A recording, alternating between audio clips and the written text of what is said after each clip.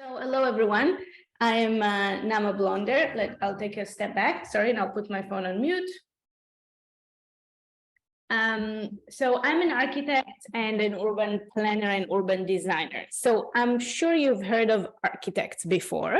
So we design buildings, right? And I think what kind of was shocking to me at some point maybe at architecture school, that you realize that any building, not just the pretty ones, not just the ones you like, any building that you step into was designed by an architect.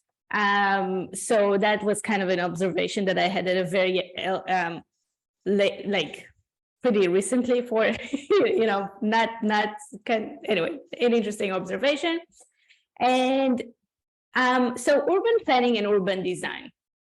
So I want to kind of talk about that, and I also want to put a link in the chat for a conversation that I had with a career coach that interviewed me, and she was like, okay, explain what urban planners do. And I was like, how do I explain that? So I think hopefully I got better at this since that interview, but you will see it's funny. I was like, oh, you're putting me on the spot. So I'm here to talk about urban planning and urban design and what we do. And I also just wanted to throw out there that I'm also, run my own business, and I have an architecture firm, and we do urban planning and urban design. But I think also, I think high school student, or at least when I was in high school, I didn't think of like, oh, I'm going to run my own business. I just wanted to be like, to dress really nicely and be oh, you changed the, okay, anyway, that's fine. I'll try not to look at myself because I wanted the more engaging to see your faces. I didn't know that I want to run my own architecture firm. And when I went to architecture school, I started having that vision that I want to have my own architecture firm to really enable my vision to, materialize. So if any of you have that entrepreneurial spirit and would like to ask me about, the business side of things, there's like no shame in that. And I'm happy to, tell you anything, how I started and things like that.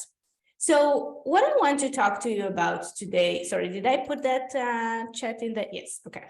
So I can close that window. So I want to talk, I'm going to split my part of the conversation for two parts, the urban planning and the urban design. And you probably wonder, like, what's the difference between urban planning and urban design? So I hope that by the time that I'll finish my presentation, you will have a clear understanding of what the differences are. So let me share the screen with you.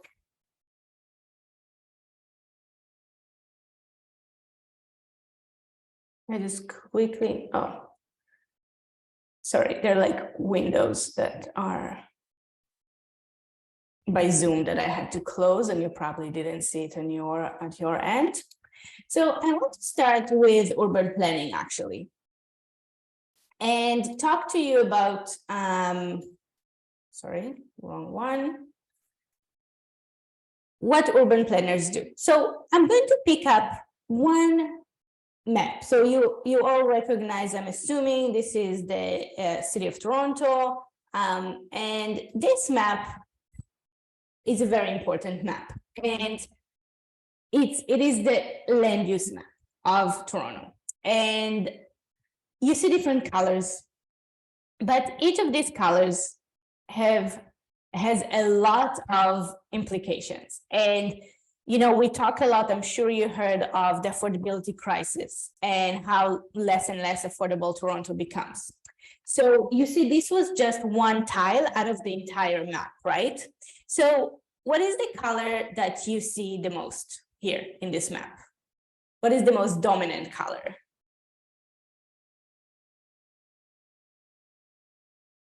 Good, yellow, good. I was testing if you're listening. So you see, for many years, up until very, very recently, and if you follow the news, there was a really big announcement yesterday, but for decades, everything in that yellow, okay? So imagine it, and remember, that yellow is just one tile. I clicked on 17, but it was like one tile. If you stitch all the tiles together, you get a map of the entire city. So I just click, this is just one tile. You can recognize, like, this is Young Street, this is Sinclair, this is DuPont, this is Bloor, okay? If you are familiar with the map. So everything that is yellow, it means that all you could build on that yellow was just a house, what we call a single family house, okay? It means that on every lot, only one family could live in a house. Now, the amazing icebreaker that we did showed you, and I also opened like a few maps in Rome and Toronto, showed you that in many other cities in Europe, in any other parts of the world, Middle East as well, this is not how the vast majority of cities look like. Okay, they're more like apartments, or even if you think of Montreal, there's those 3 to 4 stories apartment buildings. But when you come to Toronto and other North American cities like LA, like Portland, you see those, you know, the American dream, right? The North American dream, which is having a house with a backyard. And for many decades, the city of Toronto, all we could do on that yellow is to have a house. So the reason I'm showing you this map is because when we talk about the affordability crisis and prices of homes going up, that's because, you know, you don't need to be really good in math in order to understand that if Toronto is really growing, and at the same time, we are limiting what we are allowed to do by law, okay? This is the law. This map is the law.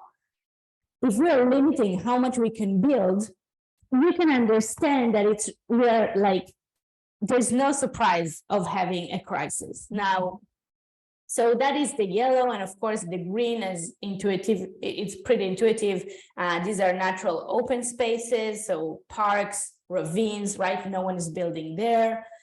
The blue is institutional, and the purple is kind of industrial. So this is not a big part of what I want to talk about. Now, the little red that you see, this is the area where you actually allowed to build something that is not single family homes, okay? So that red/pink accounts for only 7% of the city. So when you're talking to me about the affordability crisis, I want to point out to this map. And this is, you know, planners, urban planners our job. There's obviously a very big umbrella of, you know, that urban planners fall under, but urban planners write the policy and the planning documents that dictate or direct growth and where it happened. And those tools, those maps are different, you know, symbols of, you know, graphic representation of cities, but basically they're saying what is going to be built and where. And this is just one example, but I think it's a very, very important one. And it's not like urban planners are like the architect who would, you know, design the building and say, like, this is how it's going to look like, how many windows it's going to have. But it's more about the box, okay? What is the height, the general height? What is, you know, the how close to the street or to the sidewalk the building is going to be. So the urban planner really, you know, work with the government, public sector like municipalities or the city to come together with that overall high level plan, okay? So I want to now move to, I'm going to stop sharing for a moment. I wonder, Cynthia, is this okay if we'll do like a little bit of Q&A as I go, because I really want to see if they have any questions, or should we leave it just for the 10 minutes at the end? Yeah, we can go with the flow. So if anyone has any questions for Naama right now, you can put them in the chat or unmute yourself and ask. Okay, everything is super clear. Okay. Minimum, I had a question. Do I look blurry to you? Do I look blurry? Okay. Okay, sorry. Um, Sometimes my camera gets off. Sorry, someone had a question and I missed it. Yeah, so like minimum lot sizes also affect zoning law? Yes, exactly. And if you follow the news, so yesterday the Premier Ford came, with really big announcement saying that what used to be just one single family on a lot is now allowed to be 3 homes on a lot. So imagine it could be one building, 3 stories, each story there's another family, or 2 stories in the main house, and then another smaller home at the back that is accessed by from the laneway, for example. So that was a really big announcement. Triplex, yes, exactly. I mean, triplex is within. Imagine so that one house, 3 units, for example, that is a triplex, but it's not if you do the 2, main house, basement, and a garden suite or a laneway suite, so it's not a triplex. It's just 3 units on a lot. Okay, perfect. So now I want to start talking about urban design, and the reason I really wanted to focus on that is that I think no one knows of urban design until they either go to architecture school and realize they're actually more curious about cities than buildings.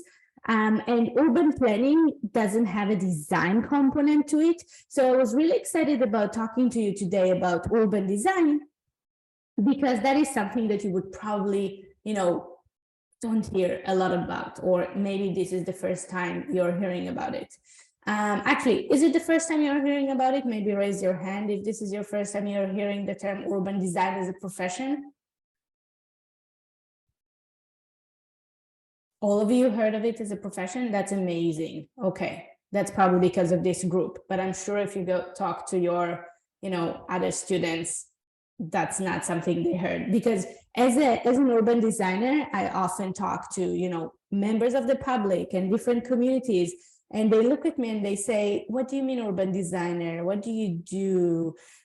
So I'm really, really so happy to know that this is not the first time you heard of this, term as a profession, but that's probably because of this context and form. Okay, so urban design and urban designer. So basically, anything that is between the buildings, okay? Think of any public realm between 2 buildings. So this is the canvas that we work with. And let me see, I want to show you like some sections that we did recently. Sorry, I finished with that part.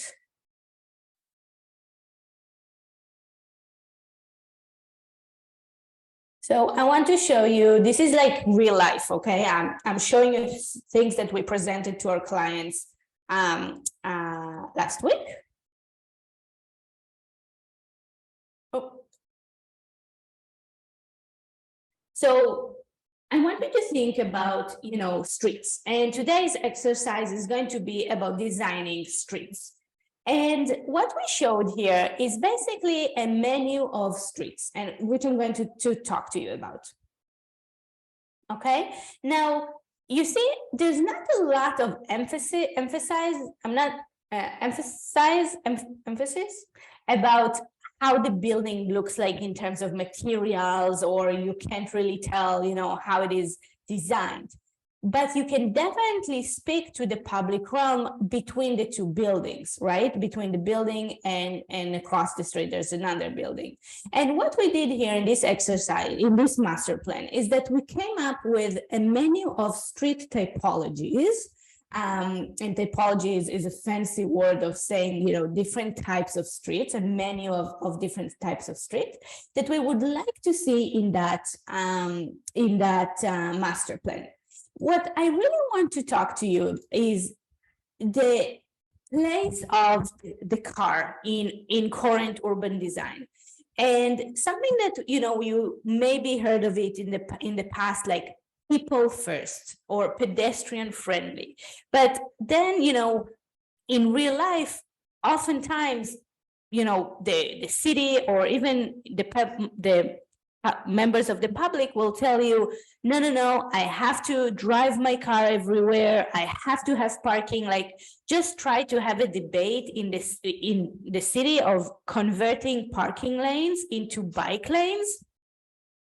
This is like, it seems like the most prestigious real estate in the city, those parking lanes, because no one is willing to let it go. So when we design, even in our company, we are talking like how we are going to make it, you know, more friendly and to the pedestrian and the cyclist, and put the car in a lower priority. And when we design streets from scratch, that's exactly what we're trying to do. So in this master plan, okay.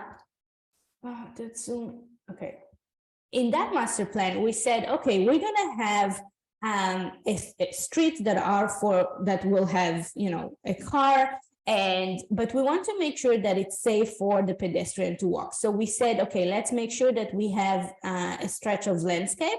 And you can see that fading car that we said, okay, we could have a stretch of landscape and parking. So, you know, that was something we went back and forth. But we also wanted to make sure that we have streets that are not designed for the car first and foremost, and that means that the streets are narrower than a typical street. And that gives the driver the feeling of like, okay, this is something different is going on. Even think of like European streets where it's all paved in one, you know, I don't know if you can imagine, maybe I could open one in like Rome or something, but you know, those shared streets that basically signal the car driver, okay, I should drive slower here because maybe I'm in the middle of a residential neighborhood and kids could play here, right? So imagine our activity will be about imagining different streets and their role in our city and what goes, how we can design better streets. So let me see if there's anything that I wanted to cover here. So for example, this is a commercial street, and you can see here that we excluded cars from that street because we envisioned it to be a truly pedestrian friendly, pedestrian only and street with we did propose a cycling path, but also a lot of sitting areas, something that retail could really be part of the street. And I don't know about you, but and I don't know if you heard of Cafetio. I'm sure you saw that. And during the COVID-19, the pandemic, the city basically allowed to use in Toronto, like streets like Queen, Ossington, King, the city allowed to convert the parking lane on the street for additional patio space, right? And I have to say, getting that, putting the car in, third and cycling and pedestrian or, the restaurants first, I was walking in the streets and I felt like, wow, this is what Toronto really wants to be. Like all of a sudden, it became this really charming city. So I hope you all got to experience that in some way or another. But when you talk about urban design and the space between, buildings, it's really, you need to remember streets are public land. They're the public realm, and it's there to serve us. The people to be safe, to enjoy.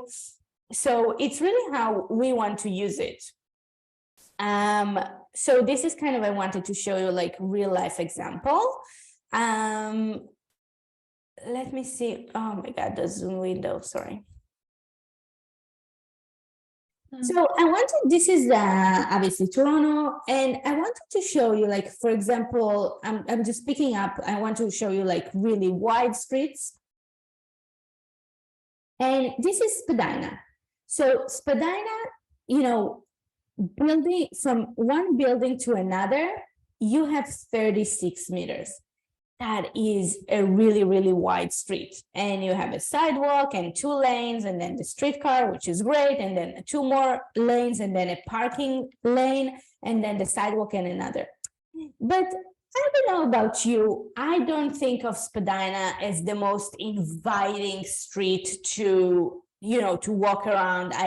Retail is definitely changing these days, but for a long time, retail, so I mean, the stores along Spadina was struggling because of the character of the street. And then I want to show you, oh my God, I wish that. Sorry, Naama, we have 1 minute left for presentation. Yes. Okay, I'll just do that. I just wanted to take you to Rome.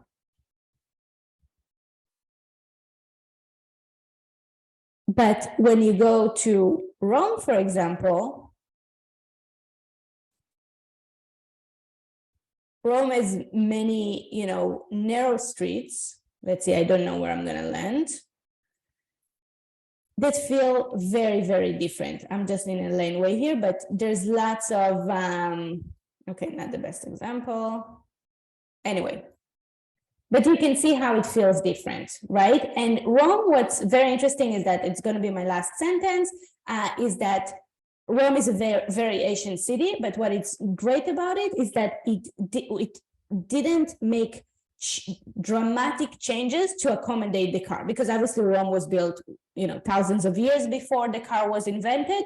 And you can see how, like, the car is still, everyone, you know, they use cars, but it's not first and foremost for the